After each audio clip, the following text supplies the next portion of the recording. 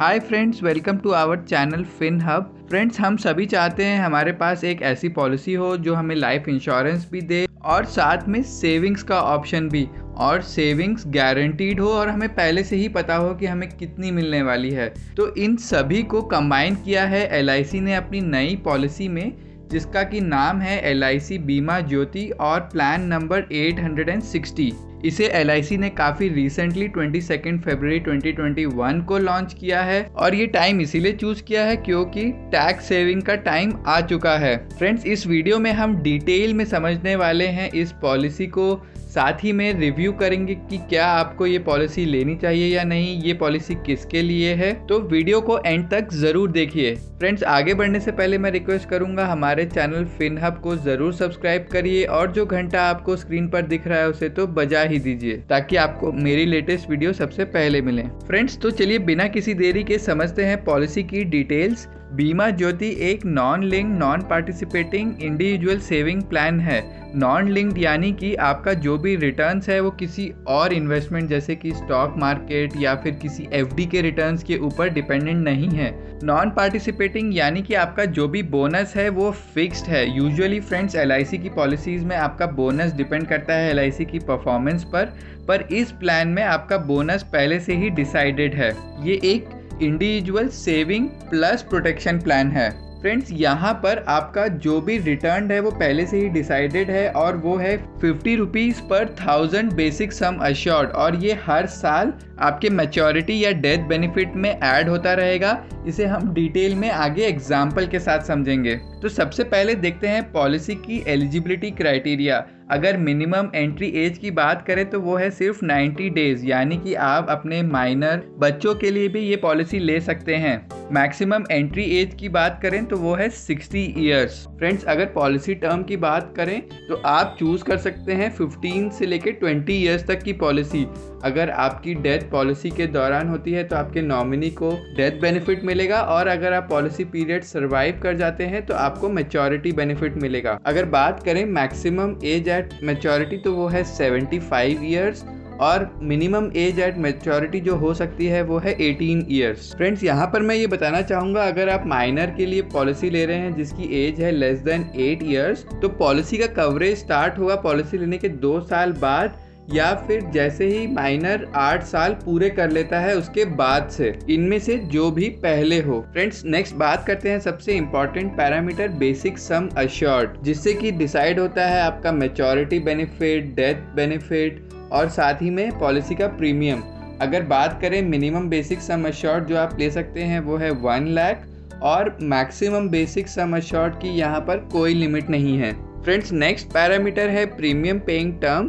यहाँ पर आपको प्रीमियम देना होगा जितना भी आपने पॉलिसी लिया है -5 ईयर्स। फॉर एग्जांपल, अगर आपने 20 साल की पॉलिसी ली है तो आपको 15 साल तक ही प्रीमियम देना होगा। फ्रेंड्स, आपके पास ऑप्शन है, आप चाहें तो ईयरली, हाफ ईयरली या फिर क्वार्टरली, मंथली ऑप्शन चूज कर सकते हैं प्रीमियम पे करने के लिए।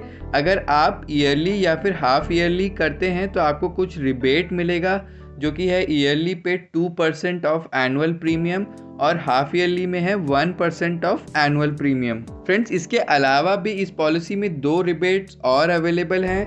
पहला रिबेट है ऑनलाइन परचेज पर। अगर आप ऑनलाइन लेते हैं और आपने प्रीमियम टर्म 10 to 14 ईयर्स रखा है तो आपका रिबेट होगा 7.5%, और अगर आप प्रीमियम पेइंग टर्म 15 ईयर्स रखते हैं तो आपका रिबेट होगा 10%। फ्रेंड्स, साथ ही में यहाँ पर LIC अगर आप ज़्यादा सम अश्योर्ड का प्लान लेते हैं तो एक एडिशनल रिबेट भी देता है। 1 to 2.75 लाख की पॉलिसी में कोई भी रिबेट अवेलेबल नहीं है। 3 to 4.75 लाख की पॉलिसी में रिबेट है 4 रुपीज़ पर 1000 basic sum assured. 5 lakh to 9,75,000 की पॉलिसी में रिबेट है 5 रुपीज़ पर 1000 बेसिक सम अश्योर्ड, और 10 लाख एंड अबव की पॉलिसी में ये है 6 रुपीज़ पर 1000 बेसिक सम अश्योर्ड। फ्रेंड्स, किसी भी पॉलिसी को लेने से पहले बहुत ज़रूरी है जानना कि आपको क्या बेनिफिट्स मिल रहे हैं पॉलिसी के। तो आइए उन्हें समझते हैं। सबसे पहला है डेथ बेनिफिट। अगर पॉलिसी होल्डर की डेथ हो जाती है किसी भी कारणवश पॉलिसी टर्म के दौरान, तो उसके नॉमिनी को एक अमाउंट पे आउट होगा जिसे हम डेथ बेनिफिट कहते हैं। ये अमाउंट होगा 125% ऑफ बेसिक सम अश्योर्ड, और साथ ही में ऐड होता रहेगा गारंटीड बेनिफिट हर साल। इसे एक एग्जाम्पल से समझते हैं।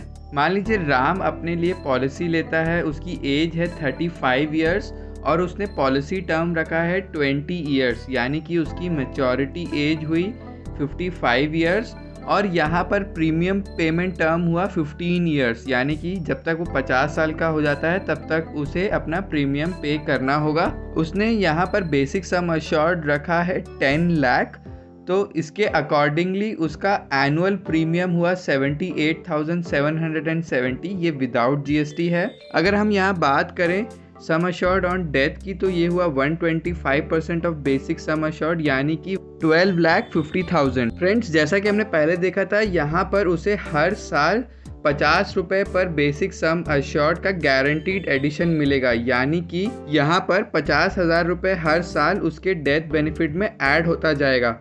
तो आइए इस बेनिफिट को एग्जाम्पल के साथ समझते हैं। मान लीजिए राम की किसी कारणवश डेथ हो जाती है 5 साल बाद, तो 5 साल तक उसने टोटल प्रीमियम पे किया 3,93,850 और उसका डेथ बेनिफिट हुआ 12,50,000 प्लस 2,50,000 और ये टोटल हो गया 15 लाख। फ्रेंड्स, यहाँ पर ये जो गारंटीड बेनिफिट है ये पहले से ही डिसाइडेड है और ये किसी और फैक्टर जैसे कि LIC की परफॉर्मेंस के ऊपर डिपेंडेंट नहीं है, तो ये थोड़ा सा डिफरेंट है बाकी पॉलिसीज से। इसी तरीके से 10 इयर्स के बाद टोटल जो प्रीमियम पे कर चुका होगा राम, वो हो जाएगा 7,87,700 और उसका डेथ बेनिफिट हो जाएगा 17,50,000। क्योंकि उसे प्रीमियम पे करना है सिर्फ 15 इयर्स तक, तो 15 इयर्स के बाद उसका प्रीमियम टोटल पे आउट हुआ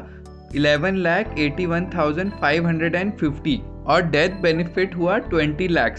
15 इयर्स के बाद उसे कुछ भी और प्रीमियम नहीं पे करना होगा, पर गारंटीड एडिशन उसकी पॉलिसी में ऐड होता जाएगा और जब वो पूरा 20 इयर्स पॉलिसी के सर्वाइव कर लेता है तो उसे एक मैच्योरिटी बेनिफिट भी मिलेगा जो होगा बेसिक सम अश्योर्ड प्लस अभी तक का गारंटीड एडिशंस जो हुआ है, यानी कि ये अमाउंट होगा 20 लाख रुपीस। फ्रेंड्स, अगर उसकी डेथ इस पॉलिसी टर्म के बाद होती है तो उसे कोई भी बेनिफिट नहीं मिलेगा। फ्रेंड्स, यहाँ पर राम के पास ऑप्शन है कि वो जो भी मैच्योरिटी बेनिफिट है या फिर डेथ बेनिफिट है उसे इंस्टॉलमेंट्स में लेने का, जो कि 5 इयर्स, 10 इयर्स या 15 इयर्स तक के लिए हो सकती है और वो चूज़ कर सकता है कि ये installment monthly, quarterly, half yearly या फिर ईयरली चाहिए।